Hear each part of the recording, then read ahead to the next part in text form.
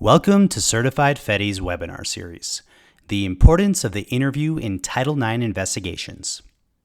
This webinar, the first part in our three-part series, is about separating the interview from the investigation.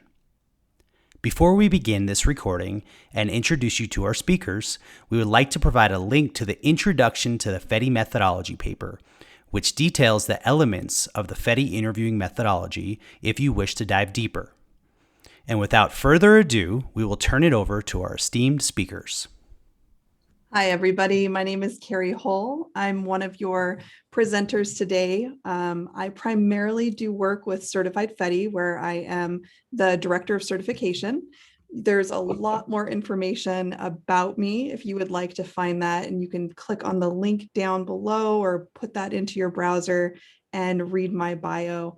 What I think is relevant today when we're talking and discussing this first section of our three-part series is the work that I do with more of my private consulting firm that is around the nation and globally, working with institutions of higher learning, working with government organizations, and I would say the majority of the time working with law enforcement about enhancing interviewing skills and then being able to use that relevant to the investigations that they find themselves doing.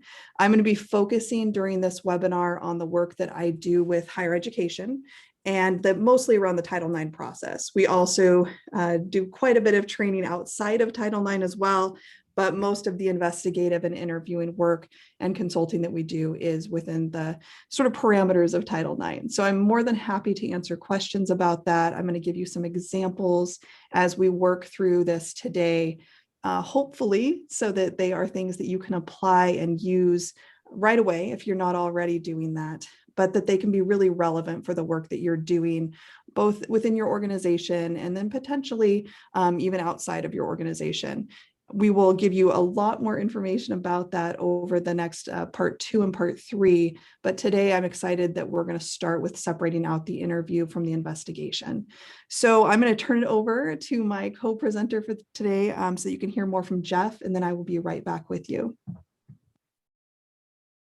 Thank you all for being here. I have had a lot of experience working in these areas and have done some training with Carrie back in the past and a couple of different programs that related to trauma-informed approaches to interviewing individuals involved in sexual misconduct matters on college university campuses.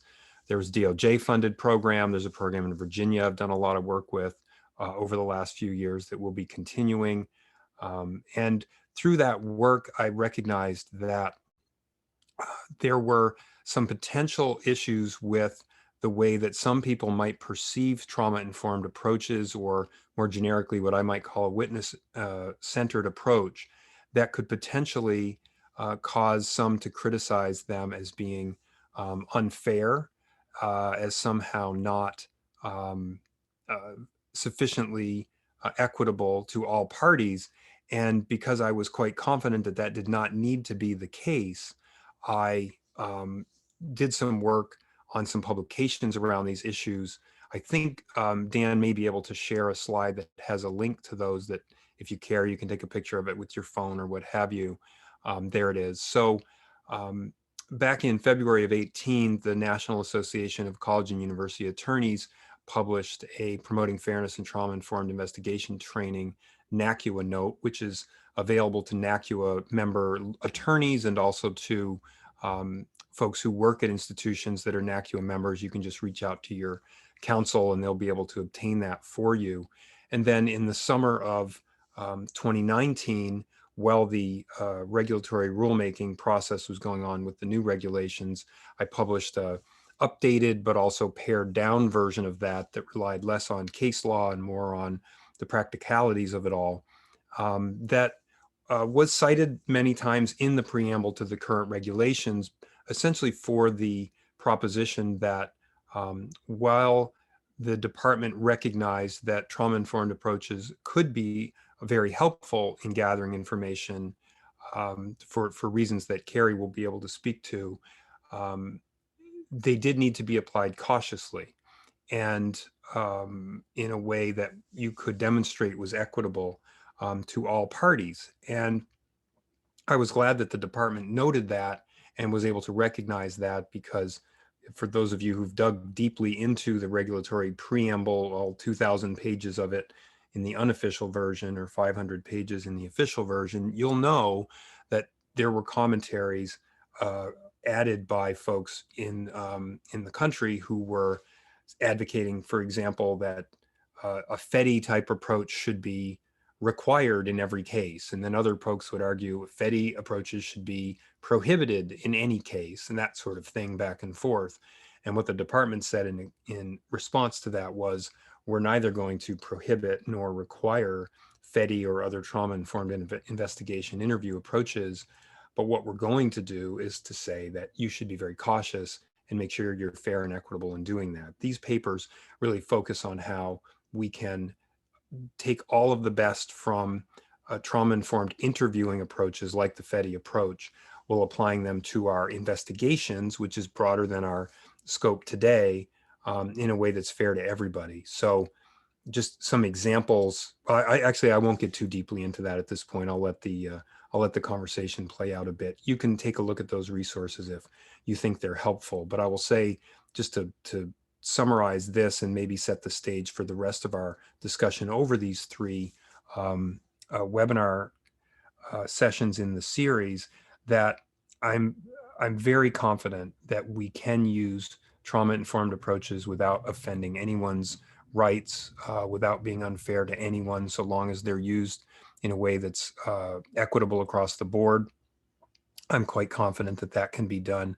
I know that we can contextualize the learning that's out there and available regarding the potential neurobiological effects of trauma in a way that promotes the appropriate understanding of why we would want to use an approach that will work better if someone has been subjected to trauma, but that also doesn't presume that they have been, or somehow give their recollections more weight than anyone else. And that's really important to emphasize. Also, we need to have a neutral role. And I know that that's something that Carrie's going to talk about as well.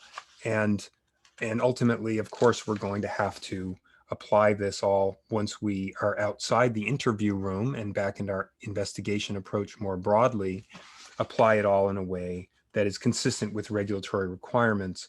But one thing we need to be very focused on is that, well, there are a lot of changes in regulatory requirements, and we anticipate more coming down the road with a new administration, which will no doubt change the current regulations, and will probably issue some guidance soon, and then regulatory changes. We need to also recognize that the interview process really is not something that was addressed specifically in the regulations. And to me, however, it is one of the very most important things. If we don't gather excellent information, full information in the scope of our interviews in a way that has participants leaving that feeling like at least we listened, at least we were equitable and fair in how we approached it, that we have a problem with the rest of our work, and our investigation is going to fall flat if our interviews are not following the best practices that we can. So that's really the scene that we want to play, that we want to set for you. It's been gratifying over the last couple of years to just recognize in parallel that what I was working on in terms of making sure trauma-informed approaches were applied in a fair and equitable way to basically preserve their ability to be used going forward, even with an administration that was very process and respondent heavy, that was very consistent with the direction that FETI was taking when it came to ensuring neutrality and treating all participants the same. And it certainly, it's not a secret that we've been comparing notes, Carrie and Dan and I, but it just so happens that we're on the same page. So we hope it's helpful to you, and I look forward to the conversation. Great. Thanks so much, Jeff. And as Dan said to everybody, please feel free, as you're hearing from Jeff and I today, to really, put those questions in that you have for the submitted questions, even if they're not necessarily relevant to part one. We're going to really just stay very consistent on talking about how important it is to separate out your interview from your larger investigative process today. I have a feeling that many of you who are joining us today aren't going to be that different from the people that I work one-on-one with on pretty much a daily basis, in that intentional sort of thought and practice brings up a lot of other questions that are relevant, and we don't want to miss those. So please feel free to submit those. Dan may not bring those in today in part 1, but we would be happy to bring those in part 2, which is going to be when we really talk about maximizing the opportunity to gather information in your interview. And then part 3 is Jeff and I talking about this sort of continuum that the interview has. And both of those next parts that we're going to talk about really rely on an understanding of separating out the interview from the investigation, which is why we're going to spend the bulk of our time talking about that today. So please feel free, if you have questions specific to that, to submit those, but don't hesitate to also submit your other ones, because I think this is going to generate some questions for you, and I hope that it does. As we're moving through today, I want to give you an understanding of how we're going to break this down. And with that, please know if you have to log off, if you're not able to stick with us for the entire time, especially if the Q&A goes longer than what we had originally sort of timed for this. Jeff and I will stay as long as there's questions. We're happy to do that, but we realize you all have work to do. So if you have to log off, if you're not able to stick with us the whole time, we are going to be recording this. It is recorded right now, and we're going to be posting it. So you will be able to jump back on, see anything that you missed, share this with other people, come back to it later in whatever way works for you. We're really happy to make this available. And I wanted to sort of make a note on that I am going to provide you with a very, very brief overview of FETI today, but this is not a training on the forensic experiential trauma interview. The FETI is the methodology that I use. It hasn't always been the methodology that I use.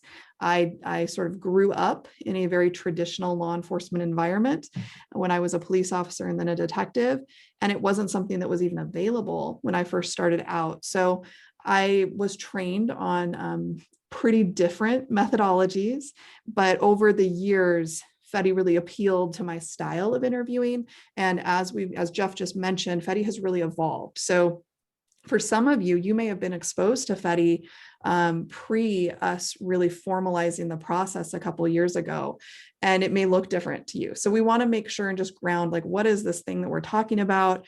I reference FETI because it's the methodology I use, but this is going to be an extremely brief overview. So we'll go quickly into that. If you have specific questions about the FETI methodology, I encourage you to jump on the website, certifiedfeti.com. In the resources section of that site, there is a free to download, you don't have to log in or anything like that, introduction paper on the FETI methodology. And that will give you a really good understanding of the do's of the methodology and the don'ts of the methodology. So if you haven't done that and you're interested, that's probably the first place I would encourage you to go. But each of these will do that brief overview just to ground us into what this thing is that I keep talking about. Then we're going to talk about the importance of understanding your role when collecting information.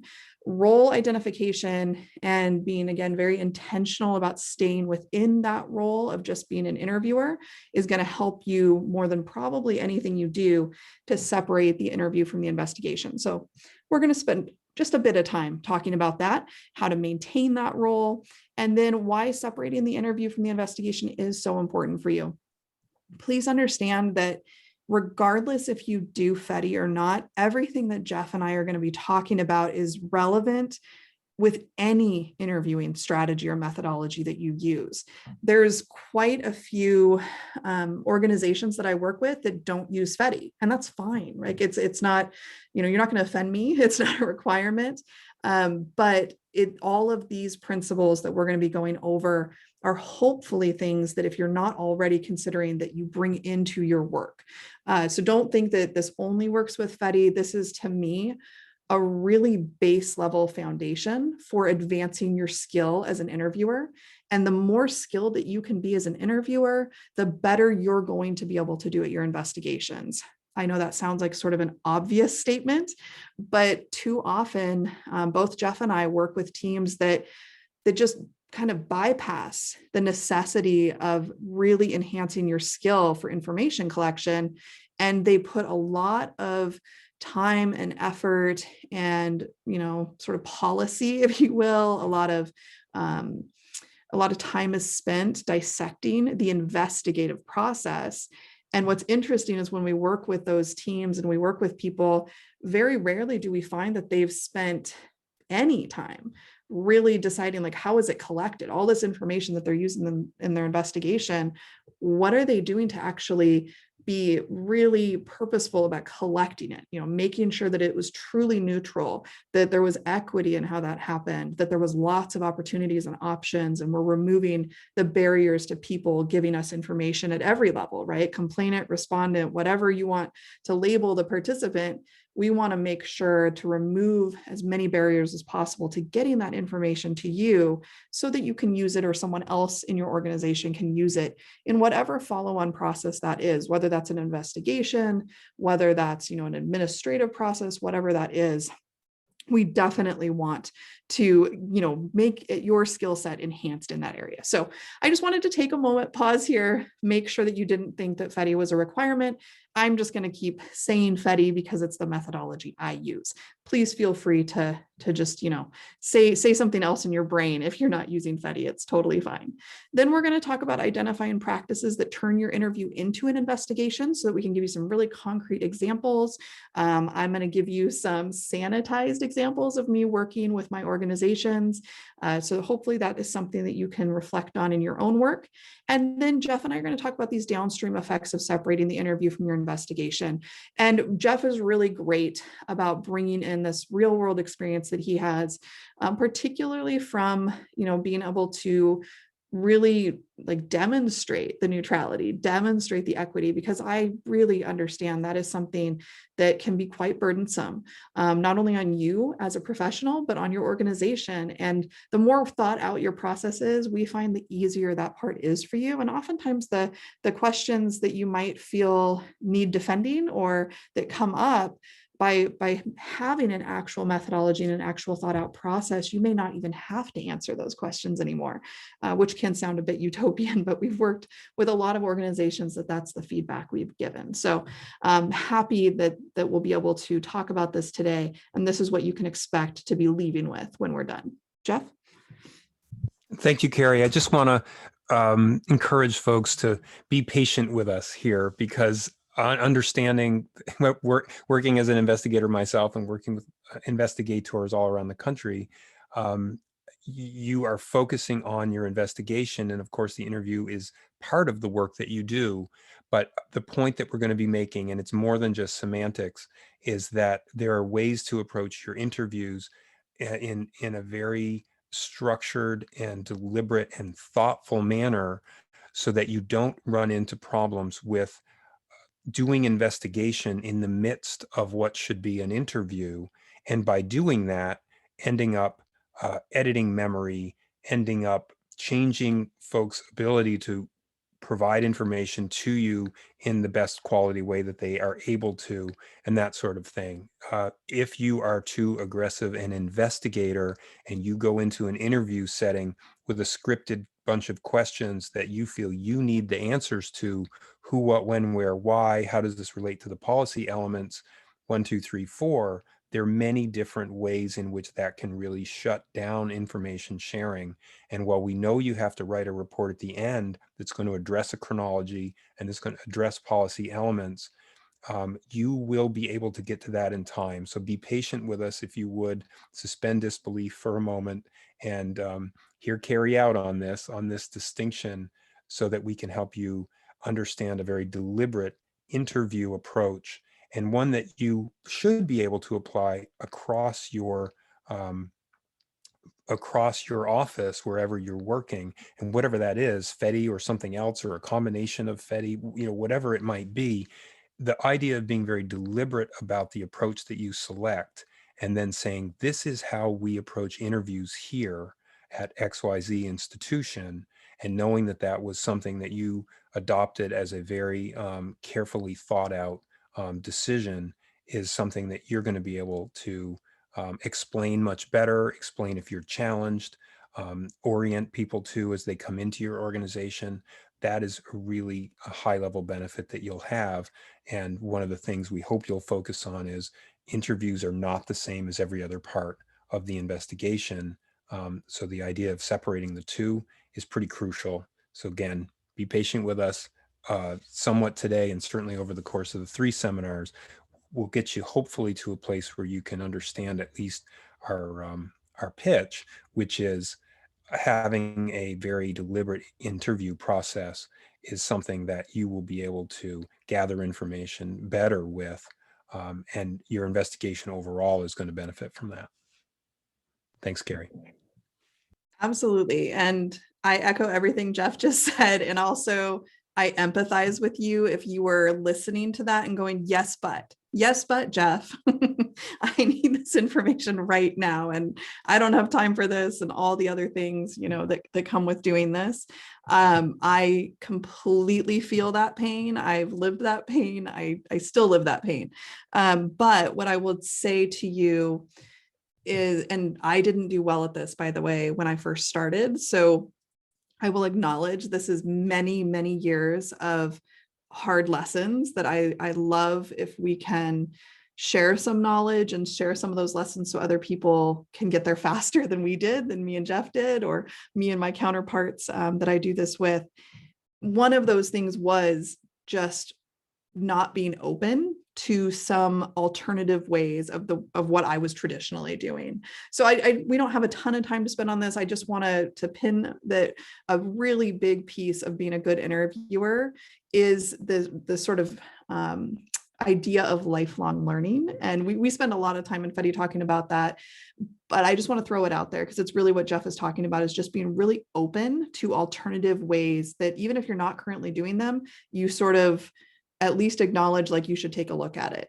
So that is the one little small bit I'll say on that, echoing what Jeff said, and also realizing it took me a long time to get out of my own way on that. Once I did and realized, oh, I need to just take a breath and look at each part of my process as an opportunity to be more skilled and to do better, and that they are actually separate pieces of this overarching goal, right? Is the what happened, if you will, the putting together the pieces of the puzzle. That's much more the investigation. And what we've realized over the years is that the interview is the collecting of the information. And I'm going to talk about this very specifically. And if you saw FETI years ago, we sort of conflated this. We didn't do it well because we didn't really know at that point how important it was to separate out the interview from the investigation. And now we don't even talk about it as putting together a puzzle. You might have seen that example at previous trainings if you had exposure to FETI. And it's actually pretty misleading because you shouldn't be putting anything together during the interview. You should be collecting what we call the dots. I'll talk more about that in a minute. And then taking that into your investigative process, the same as you would with any other piece of information, such as like text messages from a cell phone. Maybe you have some video, from a dorm hallway or something like that. It's exactly that same thing. And I'll give you very concrete examples of that later. Just be keeping that in mind. And thank you, Jeff, for adding that in there. All right, as we move on, what is FETI? What is this thing I've been talking about? It stands for the Forensic Experiential Trauma Interview. It is based in, it's an interviewing methodology, so I want to point that out. It is very specific to that. This is not going to be a webinar, nor are any of our FETI trainings on investigations. Now, separately, I'm involved in those trainings. I've trained with Jeff for a very long time on investigations. But for this part, we really just focus on interview. And I'm bringing this up because it enhances what we're talking about. We not only separate out the interview from our investigation, we train on them separately because they really are supposed to be different processes that you learn about and that you develop skills about and enhance and keep those skills. We do the best that we can. We have a wonderful expert advisory panel. We're very open, which is what I love. And one of the things that has drawn me to this methodology is that it continues to evolve. There were definitely things that I was exposed to that have stayed fairly static and maybe not as open to new information, which I didn't love. As somebody who is drawn to interviewing, information is everything to me. It's really important never to think that I know everything, never to think I have it figured out, so that I'm very open to whatever the person across from me in that interview is sharing with me. And I think that should be also what you reflects in your learning style if you want to be a really great interviewer. So the methodology for me sort of is a mirror for that, and it will continue to evolve as the research does evolve.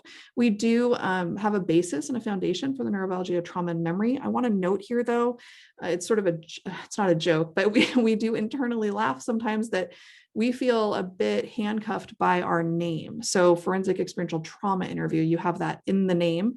It is not something that I only use with participants who are telling me or indicating that they might have had some impactful, stressful, or traumatic experience that they're going to share.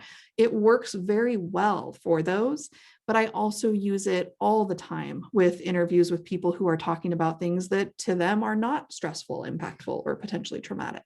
So I want to say that the name feels a little limiting, but I use this methodology personally in all of my interviews, and I frequently do interviews that are not trauma, quote unquote, related. So if you have questions about that, I'm happy to dive deeper into that.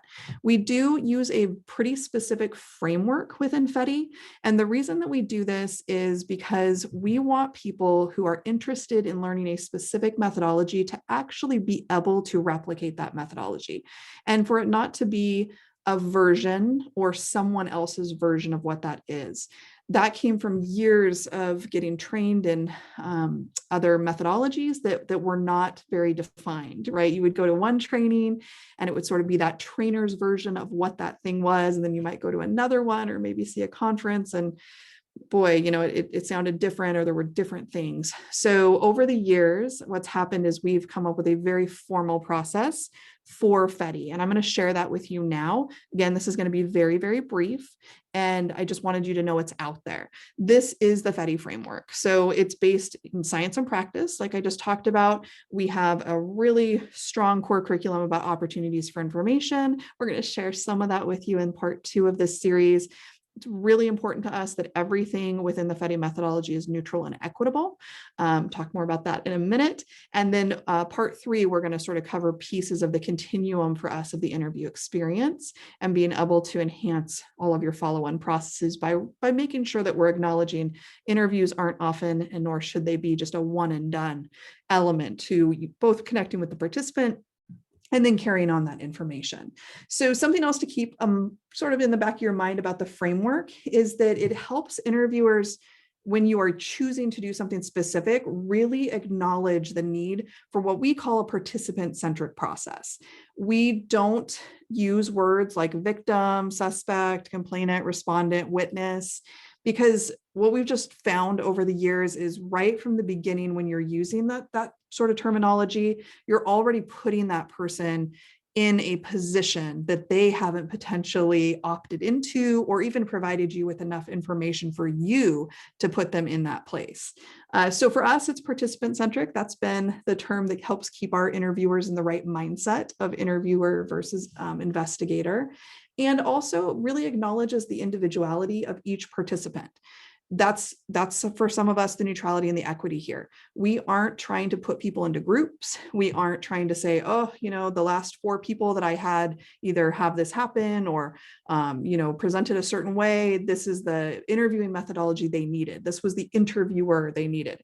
That for us is absolutely not the way that you maximize people's ability to speak with you and to share information. So as much as we possibly can, we believe that interviewers should sort of adapt to the participant, and the participant should never have to adapt to the interviewer or the methodology. So what you'll see noted as we work through this 3-part series is that FETI is extremely flexible. It has really clear guidelines and boundaries of what you can't do for it to still be FETI, but it is always driven by the wants and needs that are expressed by the participant. And we'll dive into that if that's not totally clear yet.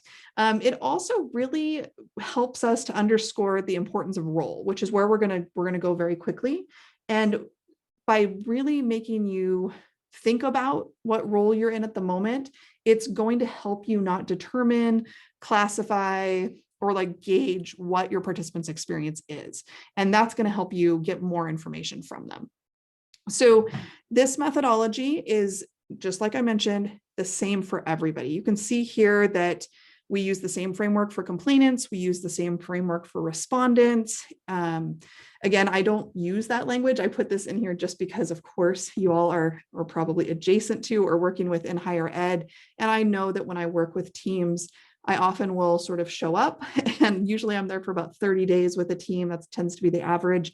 And most of the time people are using language like this. They're saying, oh, I'm going to go do my respondent interview, or I'm going to go do my complainant interview. And usually that's like right at intake. They haven't necessarily gathered a great deal of information to even be determining whether somebody truly fits into those categories at that time. Some of you might be thinking, boy, this is just semantics. Those are just words. Get that feedback all the time. What I'm just going to say back to that, if you are thinking it, mindset is critical for interviewing.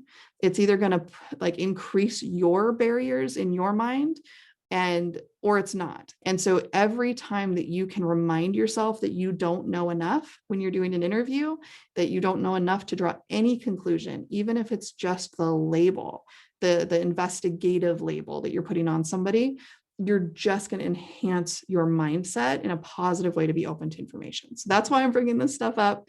It is more than just words for us. It's about being really intentional about our process.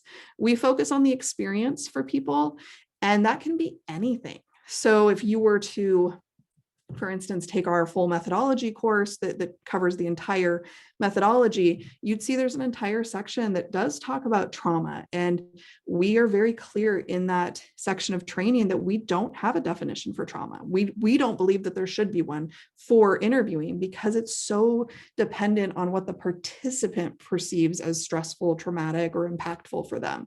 So again, we look at this as just an experience. It might be that they experienced, seeing somebody leave a room in a dorm. And so later on in your investigative process, you're identifying them as a witness. But when that person comes forward and you are gathering information or the dots from them, you are just looking at them as whatever they've given you as their name.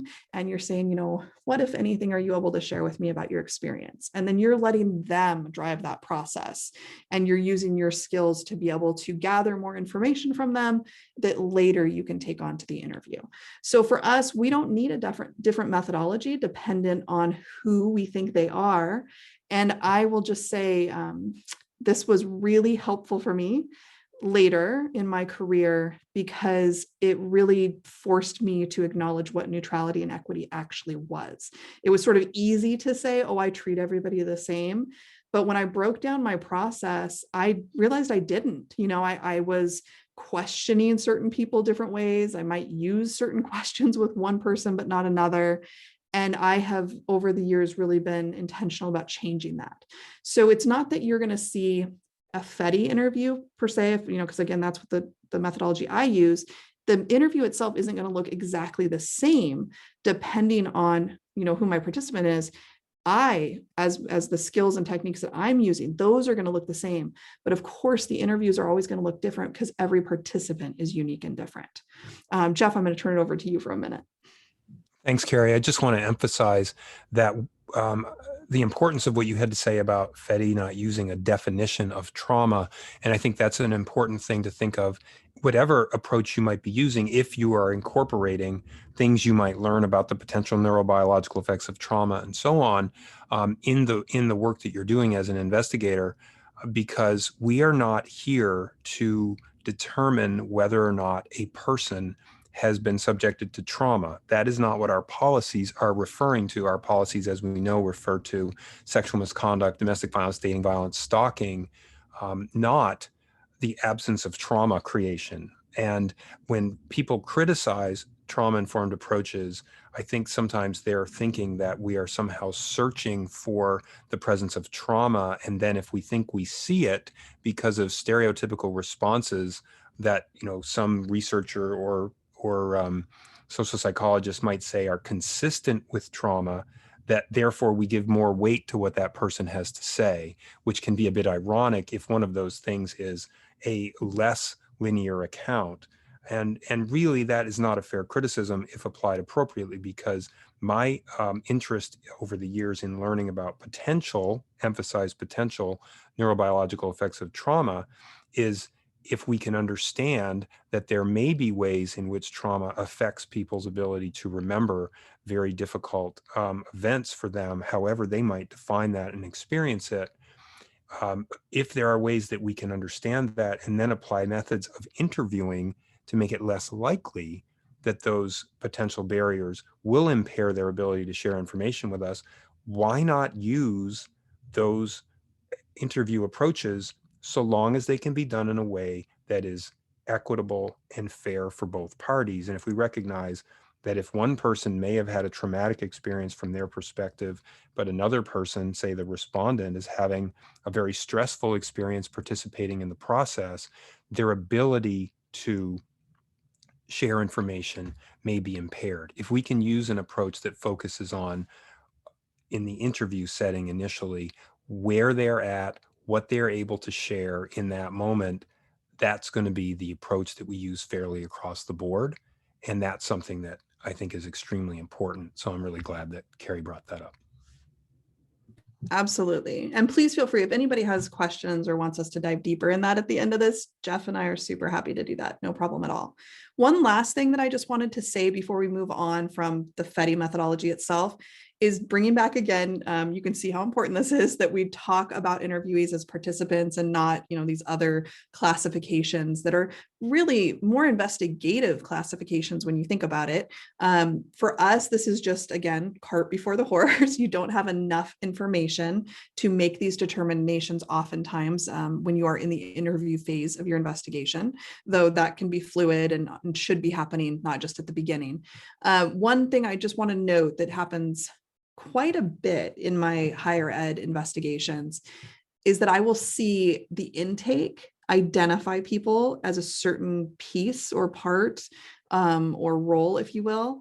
And usually that is based off of a really limited amount of information. So it might be a referral that you got from like the campus police department, or you might, again, have a walk-in or some, email that you've received from, an educator, something like that.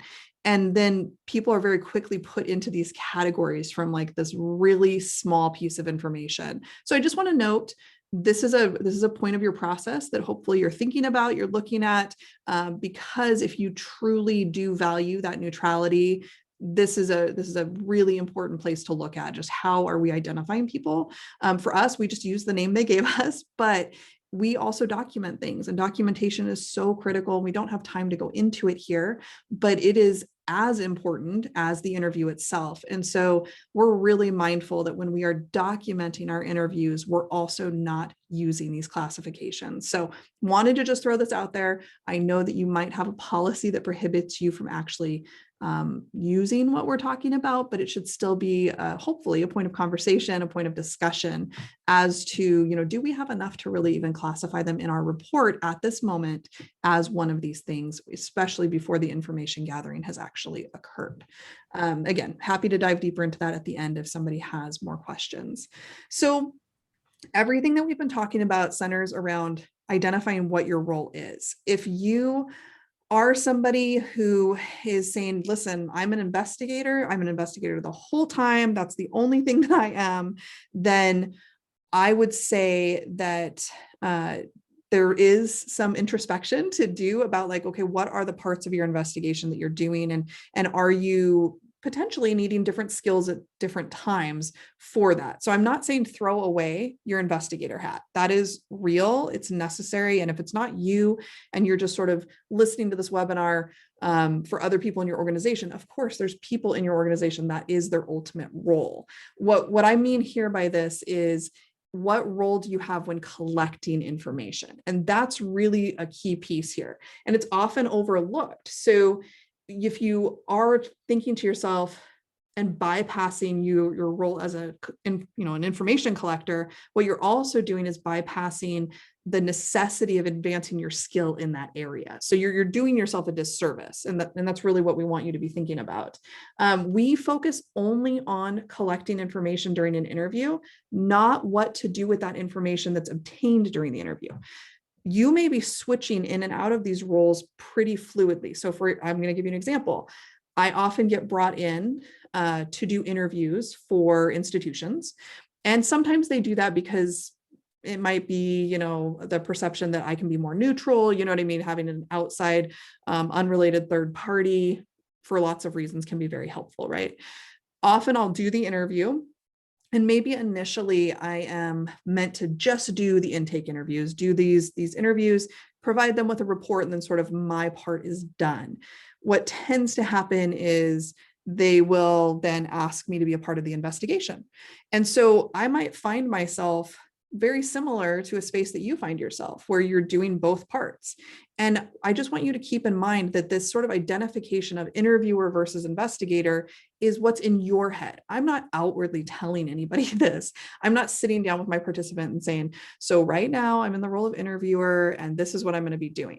That is absolutely not what we're saying. Please don't do that. But internally, I am absolutely reminding myself when I walk, quote unquote, if you will, into the interview space, which might not be an interview room. It might be a phone, call that I'm doing with somebody. It might be, I've done this over email. I don't advise it, but I can use these principles over email if I needed to. All I'm saying is when I am looking at what my role is in the moment, if it is information collection, this is when I put the boundaries up for, okay, I'm in the role of interviewer, and this is what that means. And that's what we're going to talk about next. What does that mean? Now, at some point, I may have to sort of switch roles. And again, this is something that happens internally. This isn't outwardly me saying, now I'm going to be an investigator, but I might have to start connecting the information that I have collected, because I am now trying to actually determine the what happened of the process, which at some point you're going to have to do. It's a good reminder for me, though, that when I switch back and I have to go back to somebody and I have to get more information because something else came up, I did another interview and I didn't know about that. So I'm going to have to go back to this person. There's nothing wrong with that. I'm going to go back to that other person, but it puts the boundaries on myself that I need to use these same skills that I have and remind myself that even though I investigatively was connecting stuff, when I'm asking them to help me understand something, I really need to get out of the way and let them tell me, not try and connect the information when they're telling it to me, just focus on collecting it. Some of this sounds basic, and some people will go, oh yeah, that's easy. I will just let you know, when you really start taking this apart and doing this, it's a lot harder than it sounds if you're not used to really limiting yourself and not bringing the investigative process into that interview space. So that's why we're really spending time here. If you have trouble or you haven't really considered your role in the moment, it may be harder for you to not lead, to not direct the interview, to not start asking people to, tell you why they did something. All of these things that investigatively you need answered to, you're actually going to make it harder for yourself than if you had just let them tell you about the experience and then taken that information with you so that you can answer those investigative questions afterwards. Jeff? So I was typing feverishly, but I'll just answer it live.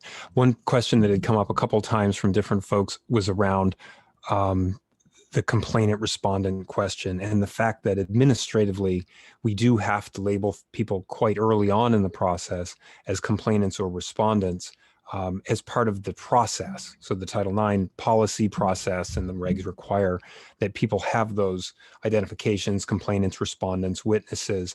I would step back and maybe be a little less literal and say, when you are in the role of an interviewer, don't consciously or subconsciously place a label on someone that you're interviewing and saying, okay, this is a complainant interview versus a respondent interview versus a witness interview, and somehow color your interview approach based on those different characterizations. I think that's the best point to take from that discussion, because we do recognize that administratively, to run the process, and if you are at a smaller campus where you are doing many different things, you are certainly going to be referring to folks as complainants, respondents, witnesses. Just don't treat them differently when you're in that interview room. Carrie, I hope that's fair, and I hope it also responds to the questions that have been raised about that.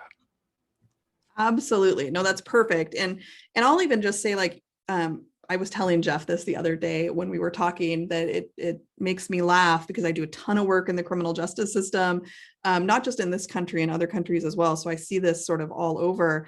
And Title IX or higher ed is one of my favorite places to work when it comes to neutrality and equity, because y'all are so intentional about it. And I wish that my other professions, my other places were as intentional about this as the folks that I work with in higher ed. And I love that people are even bringing that question up, because it really does show, hey, I got my process that I need to do, but I need to do this other thing over here. So what I want to say and echo from what Jeff said is, of course, you are going to have things that you have to do, but what we're talking about is mindset.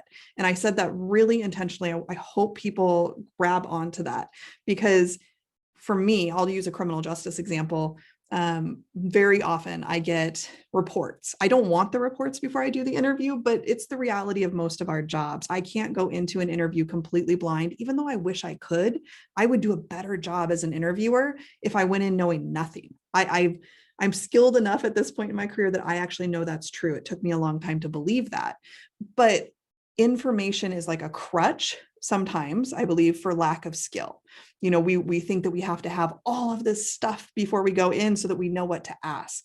And when you realize that focusing on the participant as an individual and that you don't know anything actually opens up this huge amount of information possibility, then, it actually gets a lot easier. Takes some time to get there. So I acknowledge that.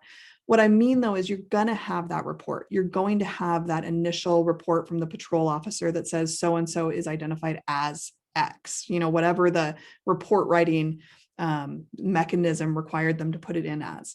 So you are going to have that. Maybe you're the one that put that in the report. What I will say, though, is when you enter into the information collection, even if it's just over the phone, just try the best that you can to what I call bulldoze that from your mind. Let yourself acknowledge that the information that you have might not be accurate. It could be wrong for all sorts of reasons. It could be right. It doesn't matter. When you are in information collection, everything is a possibility. And when everything is a possibility, you're going to gather so much better information for your other processes. So thank you, Jeff, for clarification on that. Just because something's written down or required to be written down doesn't mean that your mindset has to be limited. You can still have that be really open. And what we're talking about there is, in this role, we call it collect the dots, not connect the dots. This used to be puzzle pieces. You used to see us talk about collect the puzzle pieces. And the problem with that, and the reason we don't use puzzle pieces anymore, is because puzzle pieces really is the investigation. So when I do investigations training, I talk about putting the puzzle together now. I don't talk about it in the interview. And we look back at some of the training that we used to do, and we're like, oh, we were so wrong. We didn't know what we didn't know. And now we realize that the collect the dots, not connect the dots, is so much more respectful for both memory and how memory is retrieved, but also for the ability of the participant, right? There isn't any edges that fit together perfectly. It's not that we think that when you are in this interview space, the information that's coming to you should be something that fits into a predetermined picture of what happened, which when you think of a puzzle, that's really the problem with using that as an analogy. Instead, I know, and I'm a very visual person, so this helps me. If you're visual, hopefully it's an option for you. When I'm sitting across from somebody, I'm realizing that my role in that moment is to cue them, to prompt them, to potentially question them. I try and cue and prompt more than that, just to sort of provide these little nudges to their memory so that if they have access to that information, then they're able to share it with me, that they will, and there's a much bigger training on that ability, is a whole other section that we dive very deep into. But, if somebody has that information, we want to maximize the chance that they're going to share it with us. And what we really know now is that if I'm not trying to connect those dots together, I am less likely to make the person that I'm asking these questions of feel like they have to know the answer to something.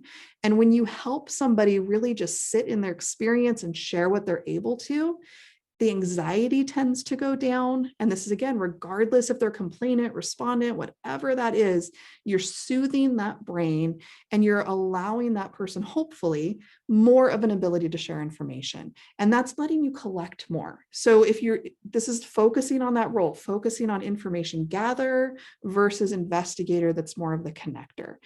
So we just really want to mention that's what Jeff is talking about there. And it's all wrapped around that mindset. All of it lets us really increase the opportunity that they're going to share. And we just have able to highlighted here because it's so critical. Notice that, our little people here, if I'm the person that doesn't have the dots over my head, that's the interviewer. My participant is the only person within an interview that should be sharing information. And I should go into this interview environment as neutral, as blank as I can. And all of these things that we're already talking about just enhance my ability to do that. So that when I'm sitting across from somebody or I'm on the phone with them or whatever the process is, I am only focused on what they're able to share. And my skill set is enhancing that for them. It's sort of interesting. When you want to be very skilled as just an interviewer, you realize that every single thing that you do and that you don't do is critical to enhancing the ability for that person to share information with you. And if you have done this for a long time, if you are very skilled as an interviewer, this should resonate with you because you can see very quickly when you get in the way of information collection. And it's interesting if you're a trainer, if you've ever trained on this, sometimes you can watch an interview and it's almost like you can see it. Like you can see the information flow stop the minute somebody starts trying to connect those dots. The minute they bring the investigation into the interview, you sort of see the participants almost shut down. So much larger conversation, wanted to leave that with you here and just be trying to think about the dots. How can I collect those? What can I do to maintain the role of interviewer so that it helps keep you the dot collector and hopefully prevents you from being the dot connector? When you're doing this, there are absolutely parts of your role that you're going to have to navigate. We understand that. This is again around mindset. So as an interviewer, I'll just pick on myself here. I have to acknowledge the different social roles that I have. And I need to be intentional about knowing that they're with me and that they bring certain parts into the interview room that I can't completely do away with, but my mindset can help minimize. So for instance, I'm a parent, so that, I have to be careful sometimes about the way something resonates with me, maybe on the interviews that I'm doing. I'm a coworker, I'm a friend, right? I have a partner, all these different things. You also have your professional roles. It depends sometimes, are you in criminal justice? Are you in higher education? Are you a prosecutor? The professional role that you have is going to impact different ways that you can navigate truly just sticking with the role of interviewer. And we acknowledge that. So we're not saying completely ignore these because one, I don't think that works. You can't totally ignore them. You can't just turn off a part of yourself. But what I noticed as I got better about this is that by really saying, okay, what are the roles that I'm bringing in with me to the interview room? I could be more mindful about them. I could be really careful about the way that I might lead an interview without even recognizing that that's what I was doing just because of my history of being a detective. Sometimes that didn't work in my favor. You become a know-it-all really, really quick. And one of the most hazardous things to interviewing is to think that you know everything. We joke oftentimes in our trainings, like, don't be a Kia. It's one of the things that we identify very quickly when we work with teams. I will go in and we have these techniques of saying, like, who's the Kia in the group? Who's the know-it-all? Because oftentimes, if you think you know everything, you tend to be, I'm heavily generalizing here, you tend to actually be the worst interviewer in the group. So some of what helps us identify the problematic elements of the know-it-all are identifying what are the roles you're navigating and how potentially might those impact your ability to collect the dots and keep you from connecting the dots. So I just wanted you to take a moment, maybe consider what your social and professional roles are.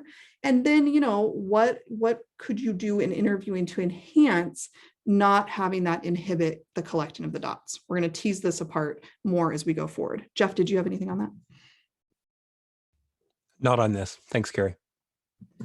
Okay, so as we move past the knowing your role, hopefully we've provided the foundation on why you should be thinking about that. This sort of knowing it and maintaining it and staying in this interview mindset is going to give you an ability to fall back on some answers, if you will, to your participant when they have questions for you, when parts of the process become difficult to stay just as an interviewer and not move into these other roles that we just talked about. I want to give you a really concrete example of this before we move out of the role piece. So you might have found yourself in a position, and I'm going to use this example because it's the number one question I get when we work with teams, where somebody says something to you like, do you believe me? Or what should I do in this situation? This question from a participant really defines out for me the necessity of staying in the role of an interviewer.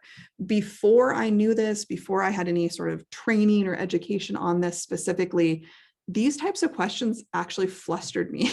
I wish that I could show you some interviews that I used to do real early on in my career. One, you'd get a really good laugh at them, but for some of you, they might seem really familiar. And if you're not prepared for maintaining your role or really having thought, like, what is my role in this moment? These questions can be really difficult because you might be like, oh, do I answer that? What if I don't answer it? Is the participant gonna potentially not want to talk to me anymore? And I just see people sort of spiral in their answers to this. Once I realized what my role was as an interviewer, meaning I'm only there to enhance the ability for this person to share information with me about an experience they've had, which is very simplistic, really. I mean, that's what the role is in an interview. These questions became super easy to answer. So I'm just going to give this to you as an option, something to think about. Many of you might already be doing this, which I think is fantastic. If you're not, this is hopefully just another tool that you can add to what you're doing. So if somebody says to me, do you believe me? Right? Or even the what should you do? But we often get the question about the believe me thing first. I would not at that point ever say to somebody, nor would I ever encourage somebody to say, either I believe you or I don't believe you. One, you can't honestly say that. I realize that there are some programs that some places have been encouraged to participate in, right? That's like, saying if somebody says, do you believe me, that you should just always say, yes, I believe you. Now, I'm just going to be very clear. I'll speak on behalf of FETI, but I'll also speak on behalf of myself. We could not disagree with that more.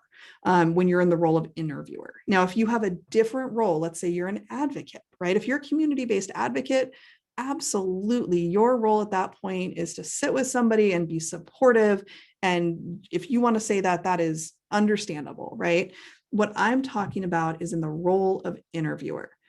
How could you sit with somebody? I mean, let's get past the should you part, but how could you sit with somebody and honestly say to them, you either believe them or you don't? Because if you're in the role of information collection, you haven't collected enough information to even make that determination. Now, I want to be really clear here, and the reason why we're using this example is because role is critical when we're talking about this. For my prosecutors, when I train prosecutors, oftentimes they absolutely are able to say to somebody whether they believe them or not, because they probably would not have filed the case if they hadn't. Their role is different. Their answer to that question is probably going to be different and totally acceptable based on their role as a prosecutor. Okay. What we're talking about is when you're in the role of interviewer, when you are information collecting, we do not think that it is ever appropriate to say, yes, I believe you. No, I don't believe you. What I say back to people, and it's genuine and it's sincere, and I do this constantly, right? I don't actually get this question a whole lot anymore, but if it does come up, what I will ask the person, I will say, would it be okay with you if I explained more about my role here today? Now, notice a couple things. I'm asking permission, which is a huge part of FETI, that we're not assuming that people want information. We're constantly trying to make sure that that participant-centric process is there and they're in control of the process as much as we can let them be. But I'm asking, would it be okay if I explained more about my role? So this is exactly what I say. And I wait for their answer.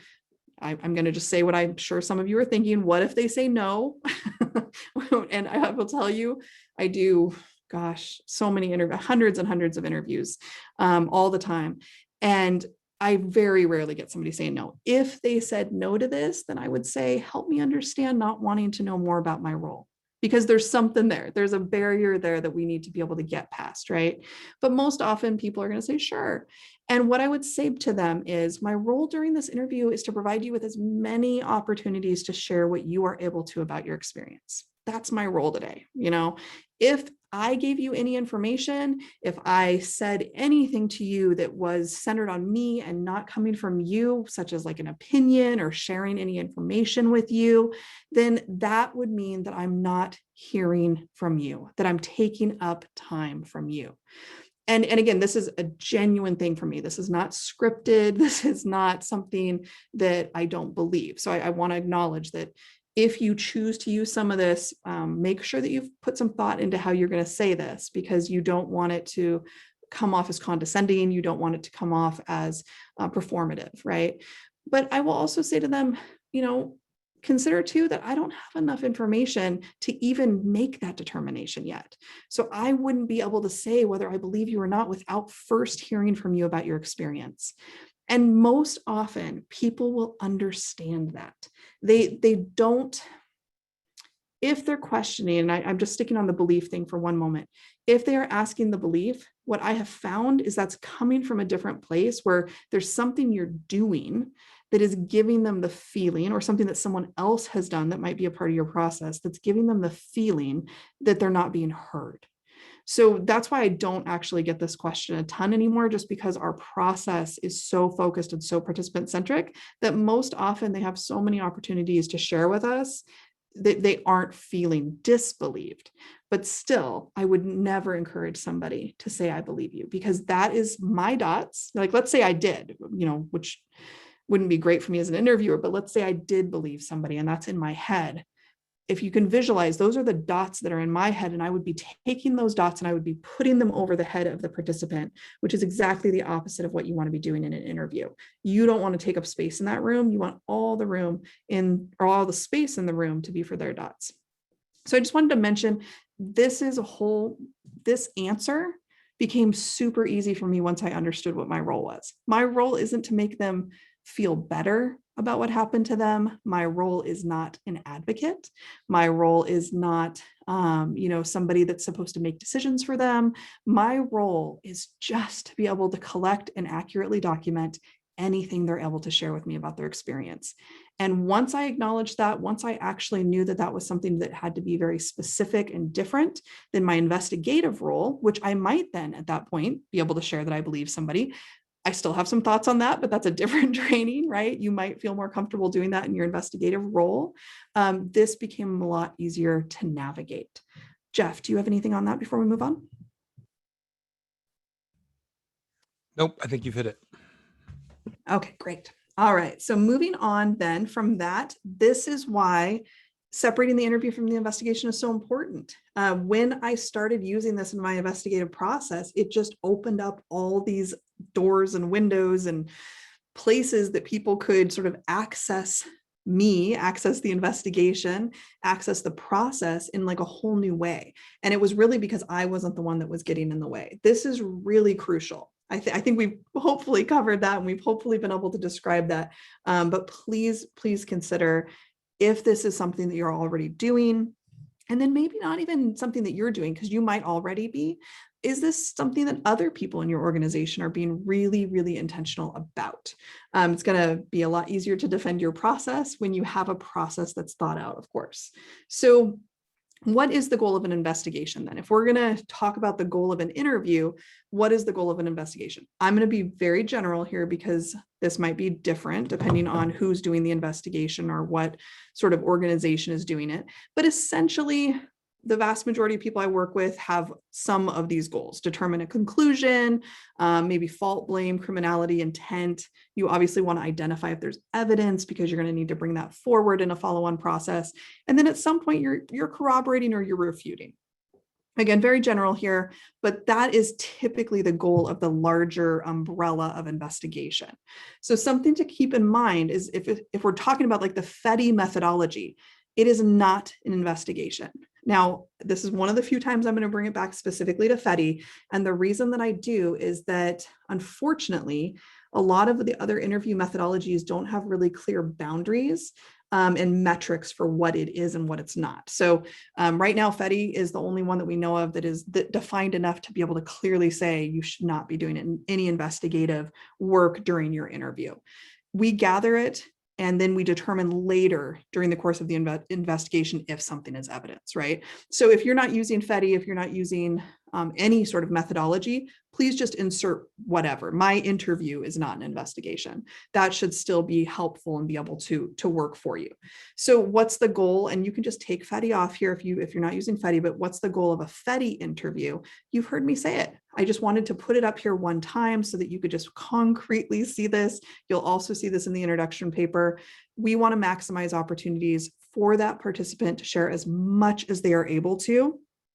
And then again, document it accurately. Different training on that, but that is what we mean by the goal.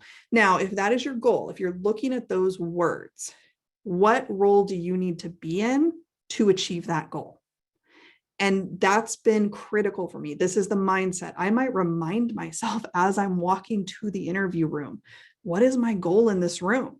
My goal is to maximize the way that that participant can share stuff. There's a lot of things that go into that, addressing barriers, making sure we have a whole thing on system of security, making sure that people feel like they can share stuff with us. What ability do they even have to do that? That takes into a lot of considerations, mental health considerations, things like that. But then whatever their individual ability is, I then need to document that accurately. That goal is actually pretty simple. And so my hope is that as you start looking at different ways to separate out the investigation and the interview, you realize that you can take some pressure off of yourself, which is a really wonderful, part of this is that, wow, all I have to really do is be able to help somebody, share information with me and document it accurately. That's a lot less pressure than me thinking I need to leave the interview knowing what happened, right? Where at that point you'd be trying to connect those dots instead of collect them. The other piece to this is what makes it really neutral and equitable. Yes, there's lots of other pieces to FETI that enhance the neutrality. I mean, Jeff is more than willing to talk about that. But really for us, it's this foundational piece. It's why we're starting out the series with this and spending so much time on it. If you can come from a place of my goal is to gather and document accurately, and you're not taking all that other stuff in with you that we talked about, that is how you are able to demonstrate very concretely how neutral and equitable your process is, because that process is starting from the very beginning, from a place of I don't know enough, instead of I think I know, and I'm going to go in and try and figure out if what I know is right. Those are very, very different places to come from, very different elements to start an investigative process with. So want to highlight that. We're going to weave through some more parts of neutral and equitable in part 2 and part 3, but I really wanted you to be thinking about that. What parts of your process right now are neutral and equitable? All right, so moving Carrie, on. can I just comment on that? Sure. As folks know, if they've followed these issues in the courts, or if they've ever, hopefully not, but if they've ever been involved in litigation about this, it's not enough to just say we're neutral and equitable. Everything that you do in the course of an interview is where it's transcribed, particularly, which is a process I like in terms of accurate documentation. Folks are going to be able to put those interviews side by side, the complainant interview, the respondent interview. Different approaches will be obvious from that comparison, and whichever side is not happy with your approach and wants to criticize it, claiming that you were biased in one direction or another is going to make a lot of those differences. And it is really important to have a defined approach to doing your work, whether it's FETI or another, that is reflective of the need to have a consistent general framework. Again, not a bunch of questions, because that's contrary to what we're talking about, but a general framework. The other piece that I'll note is, and this kind of goes back to the labels that we use, complainant, respondent, et cetera, and not using them in your head subconsciously in structuring the way that you do your interview work, is that we are seeing more often, maybe than we would 5 years ago or 10 years ago, we're seeing more often circumstances where people who initially come into a process labeled as a respondent are saying, well, actually, now that I'm here talking with the Title IX office, I need to report something that this other person did to me. And so now they are a complainant and a respondent administratively. So in gathering information about their experience and the experience of who was the complainant in the first instance, as to their thoughts on the respondent's complainant's now report, you're going to have to follow a process that is very true to neutrality, because if you're seeking to follow different processes for people depending on which side of the verses they are on, you're not going to be able to keep any of that straight. It's not going to work. It's not ethical. It's not appropriate. So more than ever, following a neutral process for everybody, it seems to me the way to go. Absolutely. Excellent. Thank you, Jeff.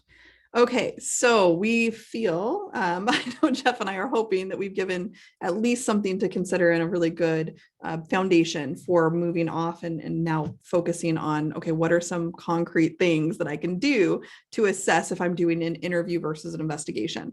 We're not going to have time to go over all of them. I just picked out a couple of the ones that I tend to focus on really quickly with teams so that it can get you thinking and hopefully either make you go, wow, yep, my process is pretty great. I like what I'm doing, or, give you some ideas of things that you might be considering. So the first one for us is the use of professional language. Jeff was just talking about some of that. It's not only mindset, but I will say when you're in the interview, it's you using it. If you're really leaning on something like the FETI methodology, the boundaries and the metrics of that methodology are going to really prohibit you from being able to do this in the first place. So I don't see this so much as a problem with people who are truly using FETI, but if they're using something outside the boundaries and the metrics of FETI, I do see people inserting professional language into their interviews.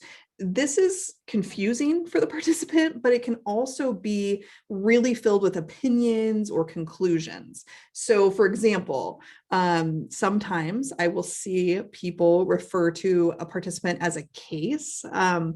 Again, not as common as I used to, thankfully, but I have seen that. I've seen it slip out of the language. This is, again, when people aren't using maybe really good trauma-informed techniques anyway, and so they're filling the room with a lot of their own words and language.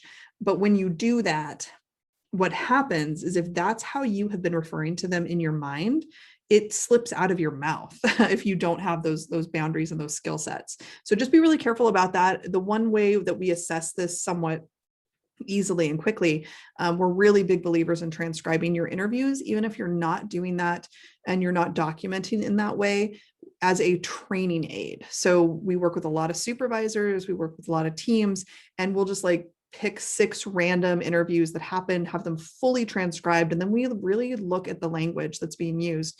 We highlight anytime they're using professional language. We practice how to get to the same place to ask the same cue, question, or prompt in a different way that limits that professional language. You, of course, don't want to refer to somebody as a case. There's an example that we use in the FETI methodology course of a pretty famous interview that was done, and the detective who's doing it says, "You're the only case I'm working today." And he was meaning it to be his tone is great, he's being really nice, and all this stuff that people have told us, well, he's trying to be so nice, but just this idea of turning someone into an object, obviously, I'm sure most people on this webinar would understand that that's going to discourage empathy, and potentially the genuine interest is going to be limited. You're going to decrease the opportunity for that person to share information with you. So be looking at that. That's a pretty quick way to tell if you're doing an investigation during your interview. Not inserting opinions, professional knowledge, any sort of investigative hypothesis into the interview process is really, really important. This was the way I was taught to facilitate interviews, by the way. So if you are doing this, if this is like potentially maybe if you have people who work in your organization and they were brought up in the criminal justice profession and then you've now hired them into higher education, you may see this more often. I tend not to see this as much with people who are like true only from higher education, but I see this quite a bit with people in criminal justice still. So even if it's not you that's doing this, maybe be really careful and cognizant that just because you're not the one doing it, you might have other people in your space that your participants are interacting with. Maybe it's the person they interacted with prior to coming to you that was doing things like this. And these can really be problematic and really can limit the amount of information somebody chooses to give to you. So this is another place to very quickly identify whether you are doing that investigation in the interview. Most of these are pretty obvious. If you're asking about investigative hypotheses in your interview, of course, you're trying to connect the dots at that point. You can still ask those questions. It's just how you ask them, right? It's instead of asking somebody to guess or inviting the conflation, stuff like that, what you're doing is you're doing the help me understand. Tell me more about, stuff like that is going to get you to the same place, but the more advanced skills that you have to understand how you ask is so critical, and that the responsibility on the words that come out of your mouth is really on you in order to enhance those opportunities for your participant.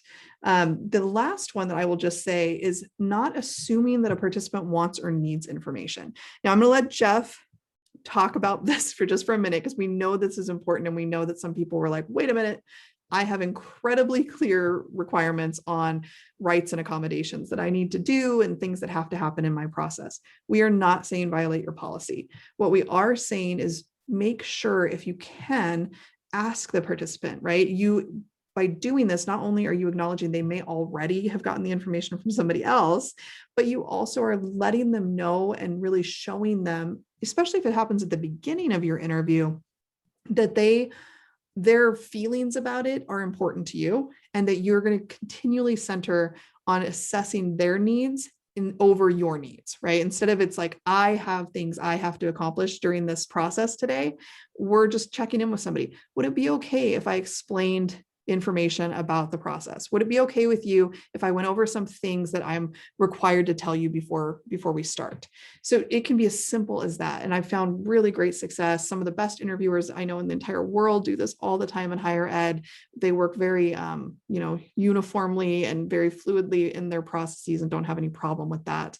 So just consider, asking those questions first. The other thing I will just mention is keeping this separate from your interview can be really helpful. So I try, when I'm working in higher ed, to have this sort of like intake part, this process-driven part, be outside of the interview part, even if it's just a couple minutes difference, even if it's just sitting down at a table that's in a different space, whatever I find might help my participant for the situation that I'm in, doing more the process-driven stuff and having there be a little bit of time in between. Now I'm switching to interview, and now I'm really helping the participant know, okay, this is now all about you, right? I'm not going to worry about giving you any information or telling you what, accommodations you need to know about or what the process is going to look like. This is just now about your ability to share information with me. So it can be very short, it can be very quick, but for the point of the interviewer, it should be very purposeful, of just making sure you're not assuming and not bringing things that shouldn't be part of the interview into the interview process. Jeff, I'm going to turn it over to you for this one. So just very briefly, we know that you're going to have to provide written notices of rights and options per the Clery Act. Since 2015, we've been doing that. There's a lot of process information that you're going to be required as an institution to provide as part of the administrative process.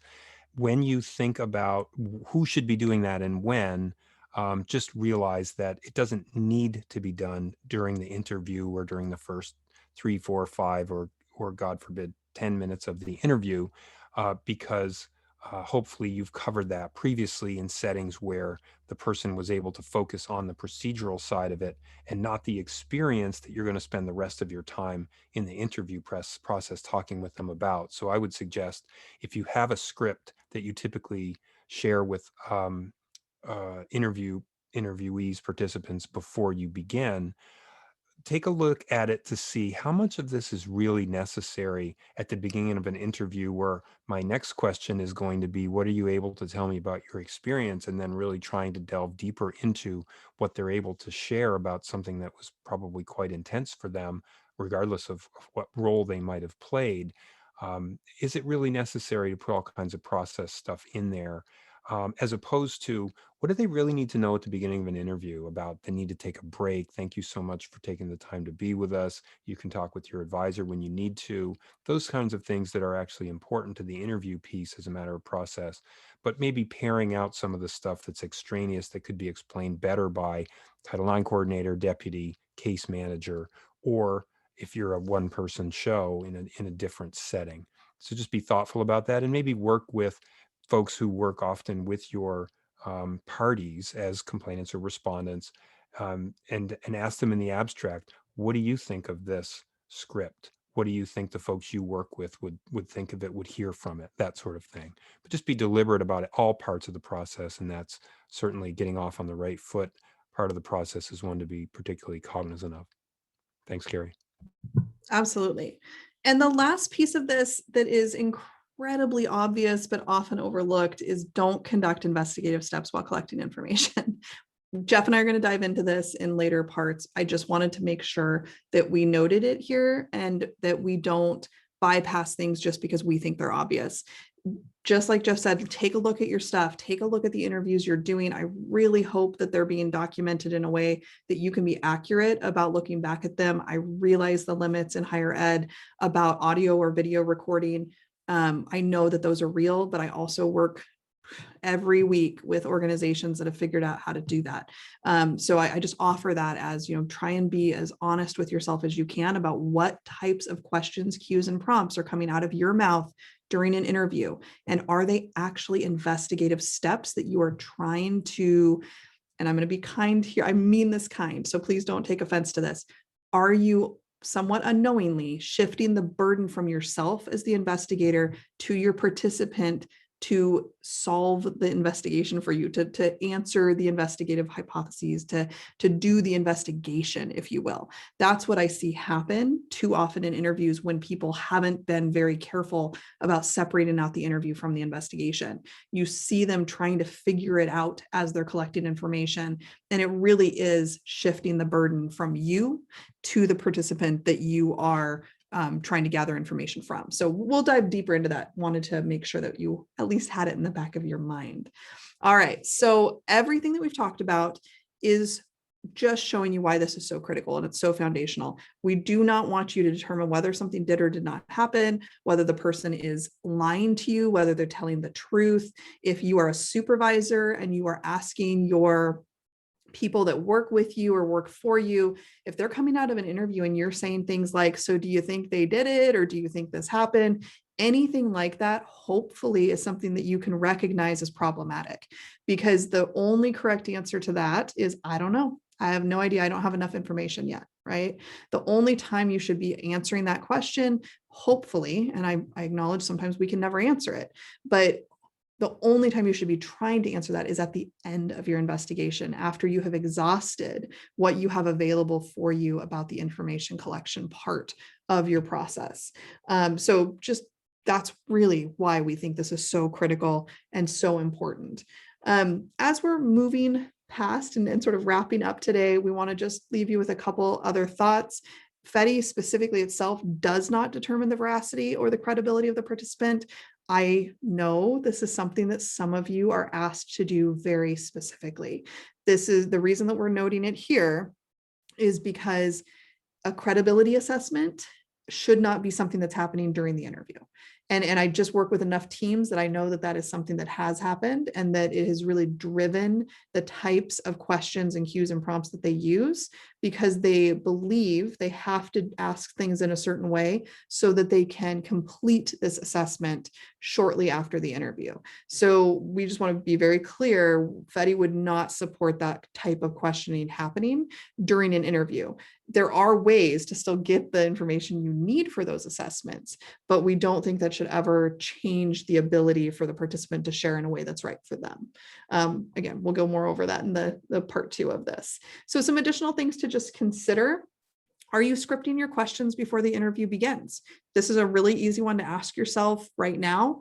This is how I was trained, by the way. I could show you plenty of evaluations that I got early in my career that said I wasn't doing this enough.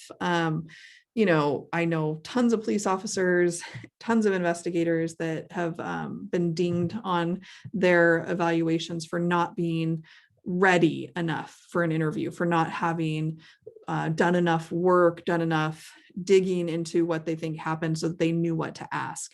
What we're saying is really shift that mindset to, I don't know anything. I'm just going to let this person share with me. And then keep in mind that you can always go back as you gather other information in your investigative process. There's no reason that you can't go back and ask for more information from that participant, or just, you know, help me understand this thing that I discovered. Jeff and I are going to talk more about that. But what we want to avoid is really scripting specific questions, because oftentimes they're incredibly leading. So, you know, instead going in with practicing, you know, tell me more about, and then this thing, tell me more about how you communicate with this person, you know, help me understand going into the room that day. And then just like letting them talk about what they're able to about that process is going to get you so many more dots than if you had a really specific thing that you wanted to ask for in that room because of some other information you had, maybe an initial report or a witness statement or something like that. Again, we're diving a little deep into specifically FETI there. Just wanted you to be considering, you know, doing a ton of scripting before is going to move you out of the interview mindset and put you into that investigator mindset. Are you assigning a designation? We've talked about that, but again, consider that, you know, what is that doing to you? And then lastly, are you acknowledging the ability of your participant? So what we mean by this in the separating the interview from the investigation is by going into the interview and realizing, wow, I don't know anything about this person. I don't know anything about this person, and I don't know anything about the experience that they've had. You are acknowledging that they're an individual, and that even if, let's say, you've had 5 other investigations that have involved them, you shouldn't be taking that with you into that interview space. It should be as brand new and as blank a slate as you can do. And what that's going to acknowledge is that that participant in that moment, in that space with you, may not have the ability to tell you about what happened to them, even if they know. And that could have reasons to do with all sorts of things that isn't our job as an interviewer to determine or to classify. Maybe somebody later could make a determination, like Jeff was talking about. There might be some expert that you bring in to talk about why somebody might not be able to remember stuff, but that is not your role as an interviewer. So your job is really just to acknowledge everybody's unique and that ability should be considered. What I do is I just remind myself, they just might not like me. They might not want to talk to me, or they just might not remember. You know, all of these things are possibilities, and it allows me to have a much more honest process. And hopefully that resonates with my participant. They feel that I'm not putting a lot of pressure on them to do that. Really keeping it around, like, whatever you're able to, I'm here to listen. I'm here to be able to accurately document that for you. There's no pressure, you know, just focusing on their ability. So not something I'm going to say to them, but by me doing that, I often am able to communicate it to them, even without having to say the words. They're going to sort of feel that in the interview. And then, you know, please keep in mind, I know Jeff has thoughts on this too. You know, this is something that you use throughout the entire process. I put FETI here because that's what I use. Again, this could be any sort of trauma-informed method that you use, any just really good advanced skill method that you use. Keep in mind, it doesn't just happen at the beginning. This is something that weaves in and out. So for instance, you know, if I'm just using an example of a case that I have done here, and this was specifically, you know, stuff that we do all the time with higher ed. You might have written reports, you might have cell phone records, you might have telephonic interviews, you might have, go out and see people, you might have photographs that are given to you, you might have, you know, surveillance video that's given to you. There's just all this stuff that becomes part of your investigation.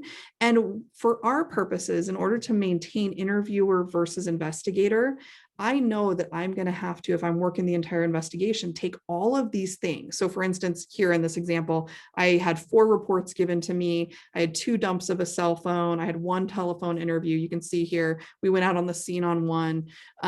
We had picked photographs that were getting, there's just a ton of information in this case that happened. All of this stuff was collected in a really short time period. It all happened just over a 2-hour time period. So I want to be really clear that all of this information is still relevant. And that is me in my investigator role. I am taking all of this stuff in, I'm collecting it. I'm not doing interviews necessarily on all of these. Some of them are just cell phone text message, dumps of the phone that we got. But what's happening is that and I'm just going to show you this piece so that you can see how I weave in and out of the role of interviewer and investigator.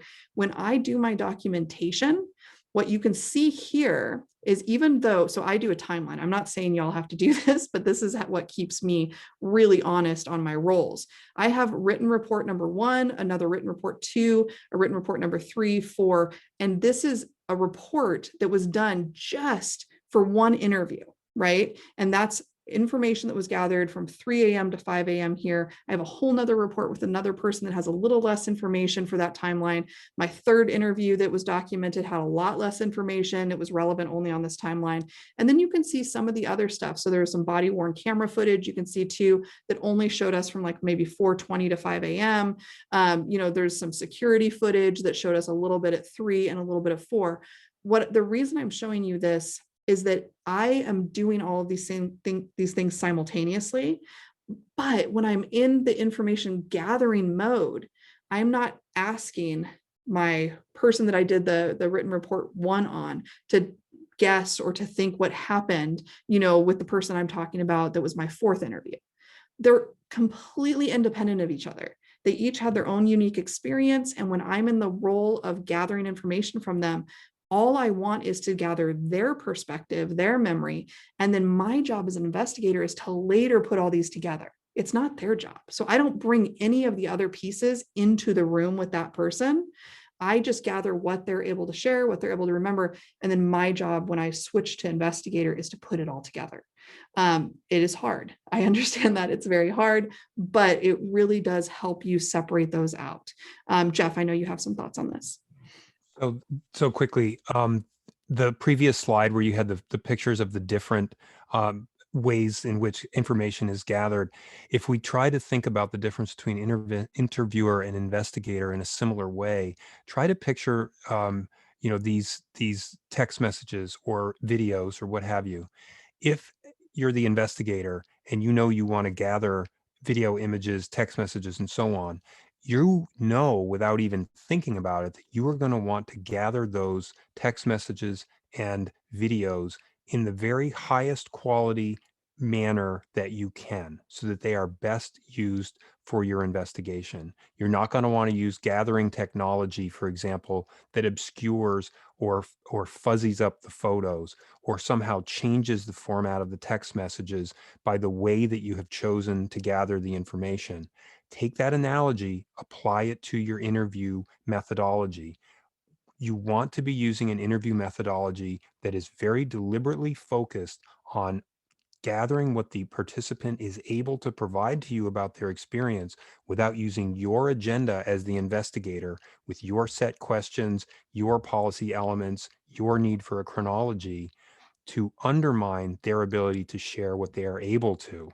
If we can agree that hammering people with cross-examination type questions because that's your agenda as the investigator could alter the way in which they are able to share information, that becomes another analogy like these, the car and the phone and the text message and the video.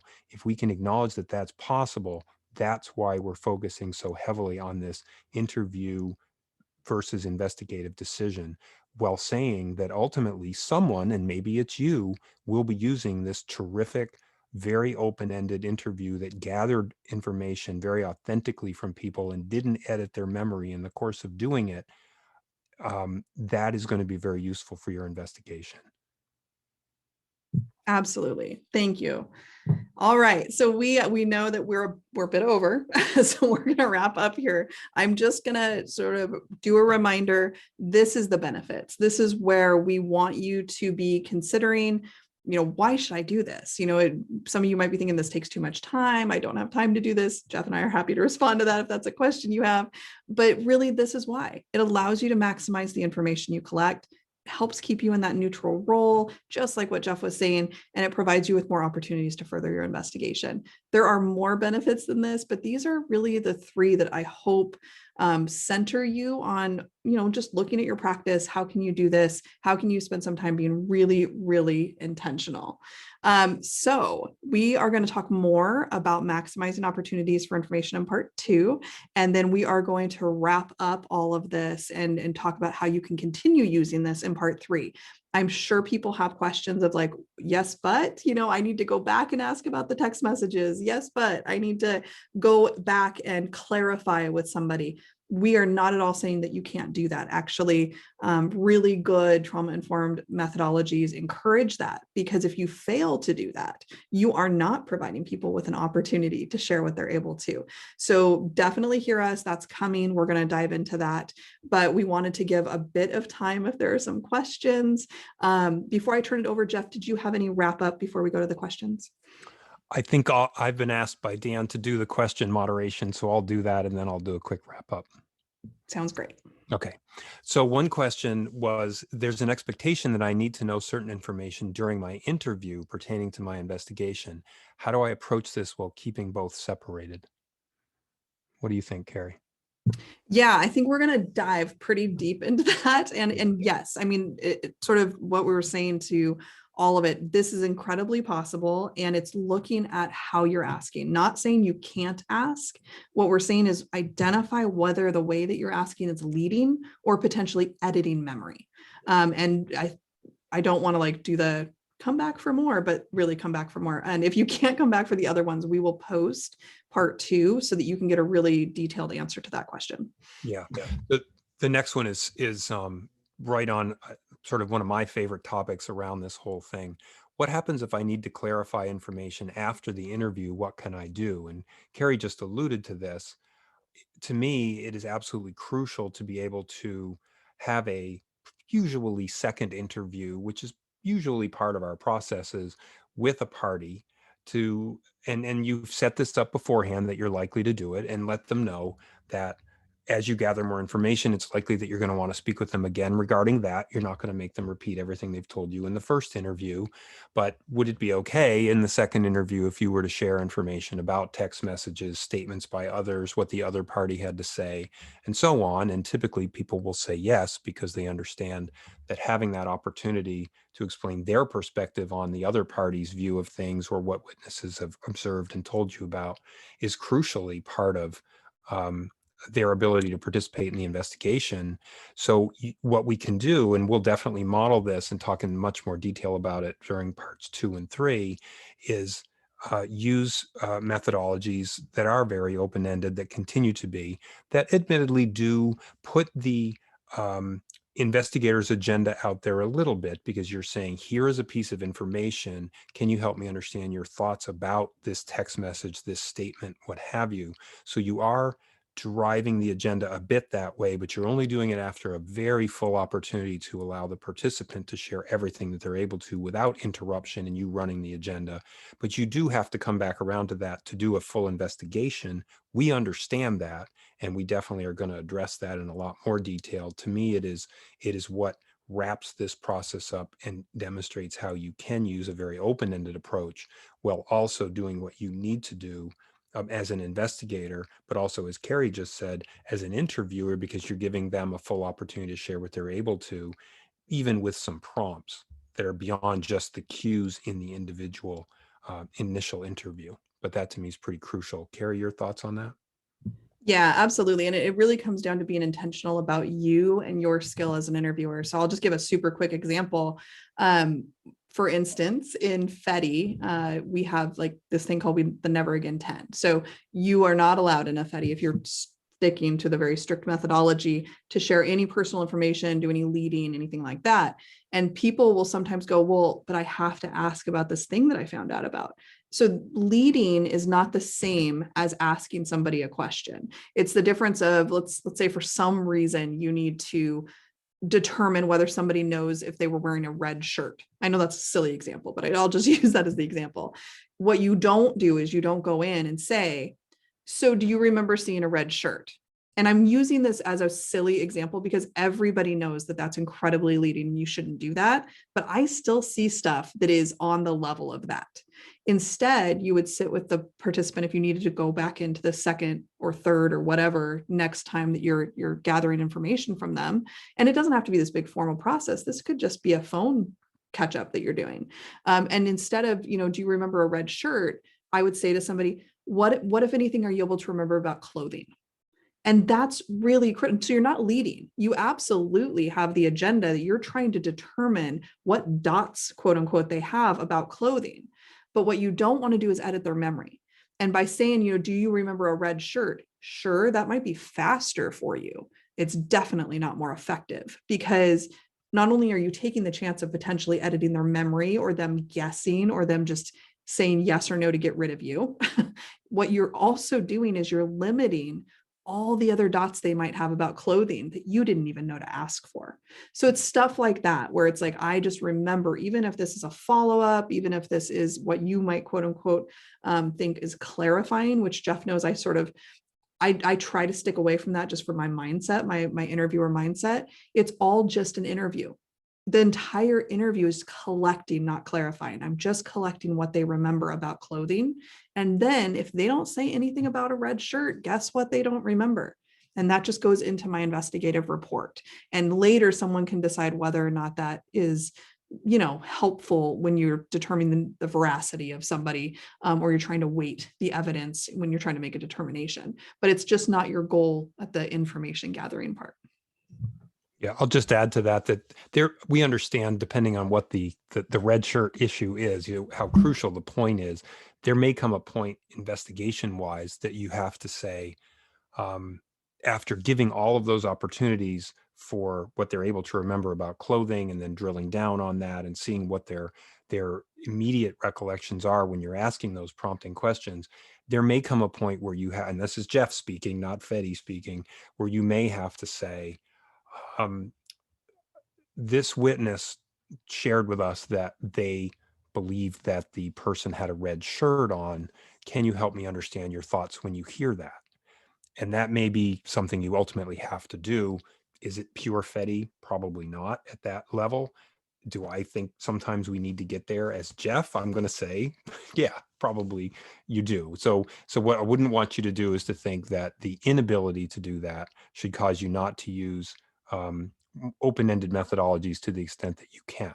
So I hope that's helpful. Yeah, and I'll just follow on Jeff's right. I mean, like, I probably as an advanced interviewer in FETI would not do that, but I can't say 100%. Every investigation, every interview is totally unique to the circumstance. And so I don't ever like to say, don't ever do that, because it's just, that's not realistic.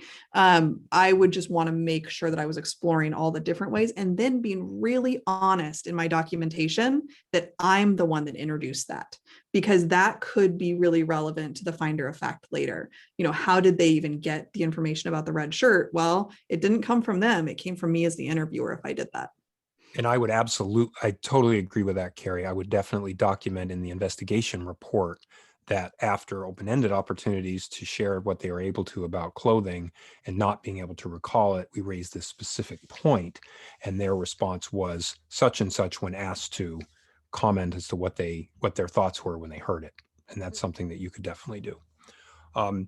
Question about timing, Carrie. People, saying, well, this sounds fine if you have a lot of time. What happens if you only have a short window to interview? Yes, love it. Absolutely. This is our number one question when we work with teams, teams and training. This does not have to be a long process. So I'm going to use patrol officers for the example, because that tends to be the ones that ask this the most, the quickest. We have officers that use this mindset idea of interview versus investigation when they approach a car on a traffic stop. And that is a very quick process. There's very few traffic stops that are lasting, into the half an hour stage. Most of them are fairly quick.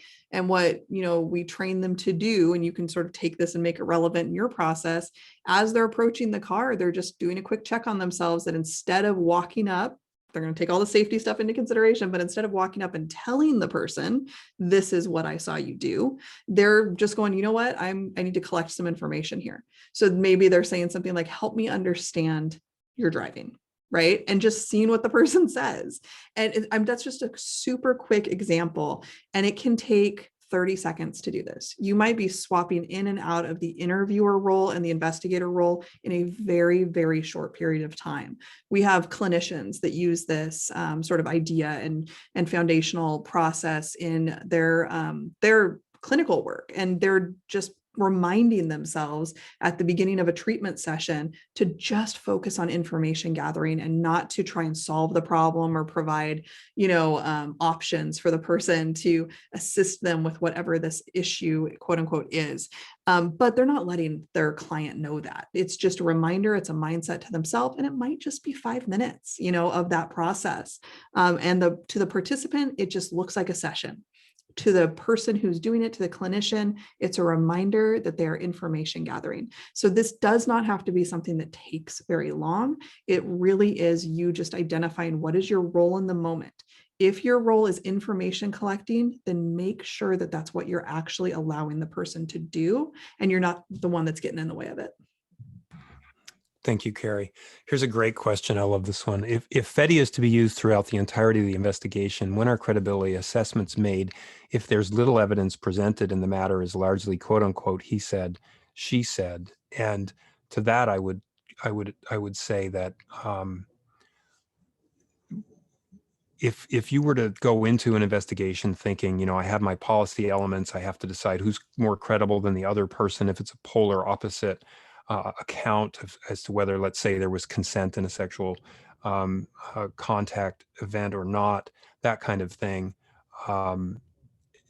you may be just driving to those ends and not getting a whole lot of detail. To use a very blunt example, if yours, well, was there consent? Why do you think there was consent? Ms. Respondent, why do you think there was, what did you do to convey a lack of consent?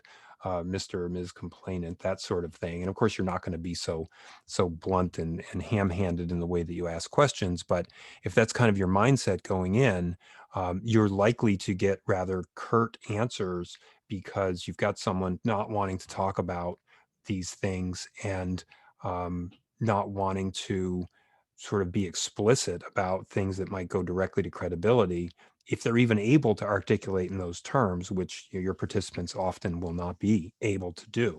Contrast that with a circumstance where you go into an interview intent not on sort of checking boxes as to policy elements and the definition of consent, but rather, what are you able to tell me about your experience? And then drilling down, tell me more, help me understand your thoughts.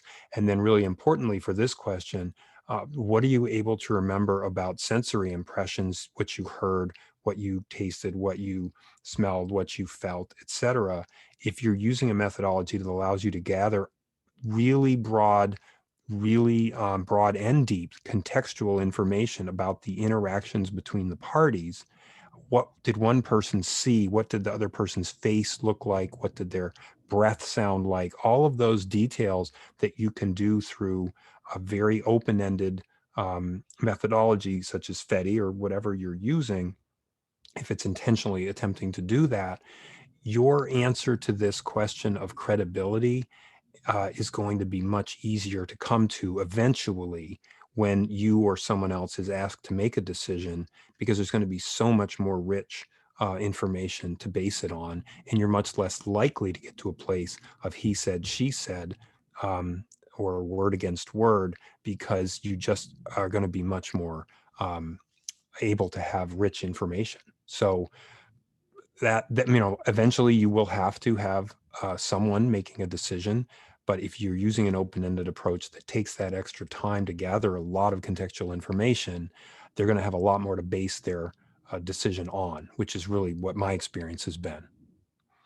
Carrie, your thoughts on that?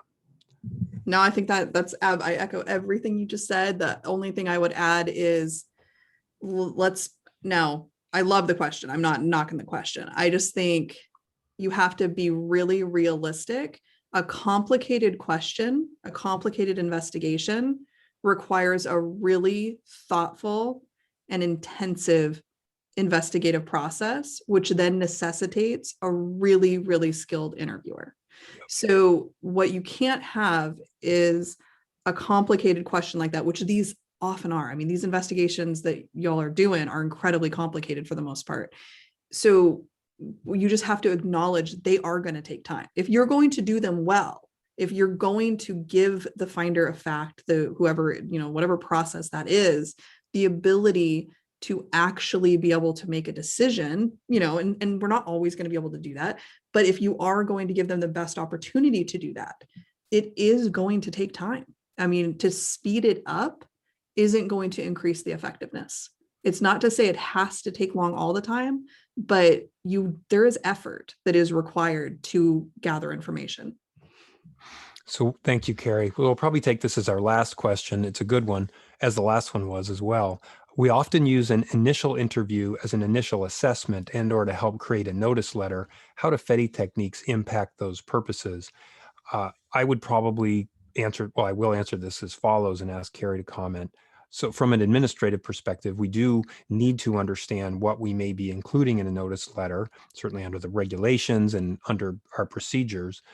So we need to understand in general terms what the reporting party, the complainant, is saying was their experience. Starting, with what are you able to tell me about your experience is a perfectly reasonable way to start that kind of an interview, and then allow them to provide a narrative, open-ended, without interrupting them. All good practice for that kind of an assessment. It not only allows them to feel heard and not judged by the way you ask your questions, but it can, again, allow them to provide information in a way that works for them, which could be richer than if you're hammering them with questions. I probably would not, though, in that initial assessment, delve into the tell me more, help me understand your thoughts, what are you able to remember about sensory impressions, and those kinds of things that really should be saved more for the initial interview that's going to be used for purposes of the investigation ultimately, because you don't want the person to have to do that more than once, or more than once plus your follow-up questioning.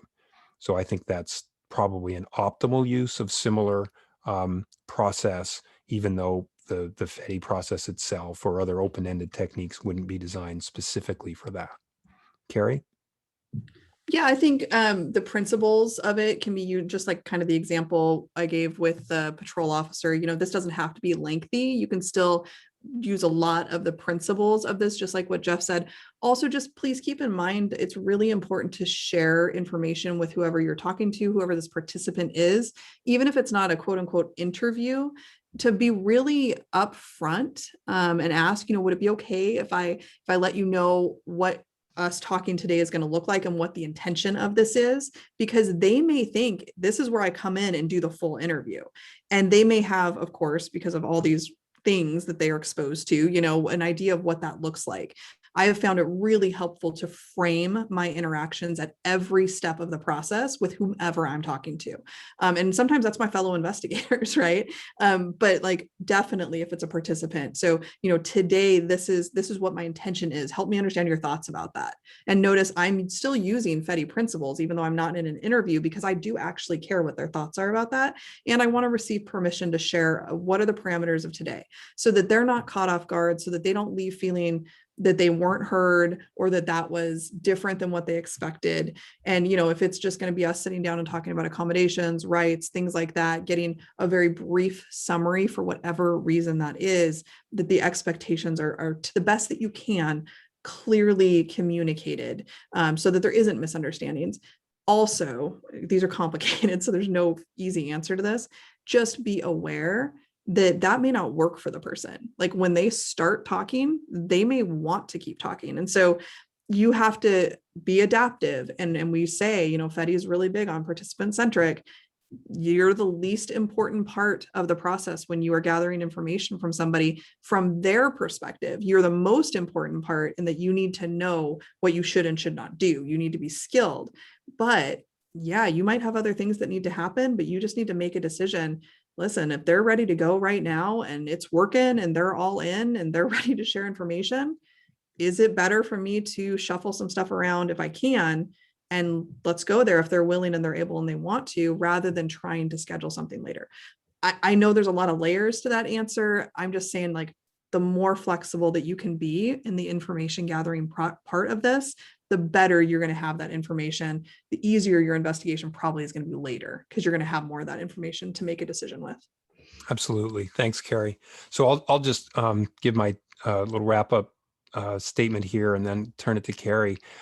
This is first of a series, and we've really tried to set some general parameters for those that might not be focused on witness-centered or trauma-informed practices, more open-ended interview techniques, and try and characterize that as part of the investigation process, but one that needs to be very deliberately kept separate from it so that we don't undermine what we're trying to do, which is gather information as authentically and fully as we can. And so we hope that that has been something that's come across over the last couple hours.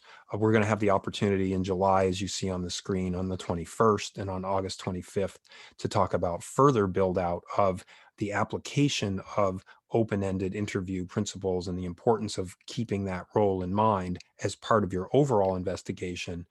We're going to have the ability to really put more detail to that.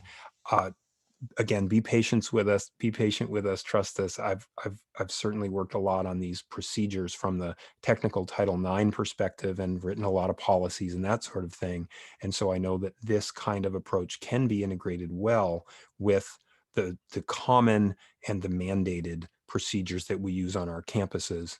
And I really hope that you'll stick in with us and come back. And you can ask questions in the meantime. Shoot me an email. I'm easily found on the web. So go ahead and do that. And with that, I will turn it back to Carrie. And thank you all for